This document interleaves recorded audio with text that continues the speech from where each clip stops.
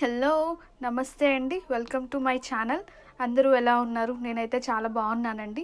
And today's video చూస్తున్నారు కదా, simple raw silk బ్యాంగిల్స్ని ఎలా చేయాలో చూపిస్తున్నాను చూడండి. సో ఇక్కడ వచ్చేసి నేను 3 టైప్ ఆఫ్ బీడ్స్ తీసుకున్నానండి. ఒకటి white colour beads and gold colour and coffee colour beads తీసుకున్నాను. అండ్ నెక్స్ట్ వచ్చేసి రౌండ్ కలర్ కుందన్స్ అండి, అండ్ అలాగే zardozi and leaf type kundans and fabric glue. And ఇక్కడ నేను ఒక క్లాత్ తీసుకున్నానండి. క్లాత్ తీసుకొని ఇలా డ్రా చేసుకున్నాను 2 లైన్స్. సో మిడిల్లో డిజైన్ కుట్టుకోవాలి వీడియోలో చూపించినట్లుగా.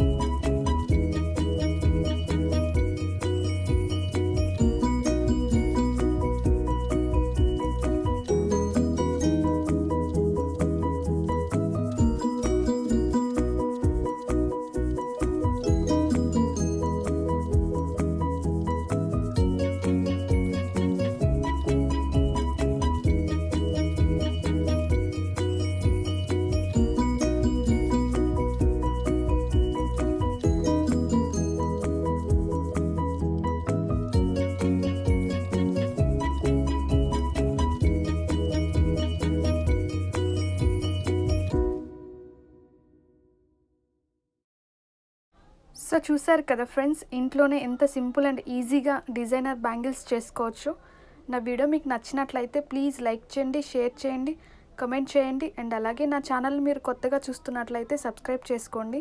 పక్కనే ఉన్న బెల్ ఐకాన్ని ప్రెస్ చేసినట్లయితే నేను ఫర్దర్గా చేసే వీడియోస్ మీ దాకా ఈజీగా చేరుకుంటాయి.